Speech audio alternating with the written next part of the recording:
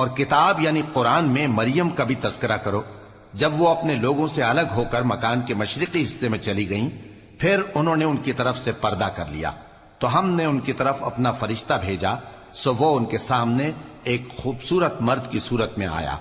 مریم بولی کہ اگر تم پرہیزگار ہو تو میں تم سے بچنے کے لیے رحمان کی پناہ لیتی ہوں۔ فرشتے نے کہا کہ میں تو تمہارے پروردگار کا بھیجا ہوا یعنی فرشتہ ہوں، اور اس لیے آیا ہوں کہ تمہیں پاکیزہ لڑکا بخشوں۔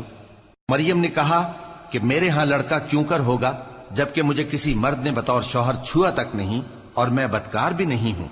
فرشتے نے کہا کہ یوں ہی ہوگا، تمہارے پروردگار نے فرمایا کہ یہ مجھے آسان ہے، اور میں اسے اسی طریق پر پیدا کروں گا تاکہ اس کو ہم لوگوں کے لیے اپنی طرف سے نشانی اور ذریعہ رحمت بنائیں، اور یہ کام مقرر ہو چکا ہے۔ چنانچہ وہ اس بچے کے ساتھ حاملہ ہو گئیں اور اسے لے کر ایک دور جگہ چلی گئیں۔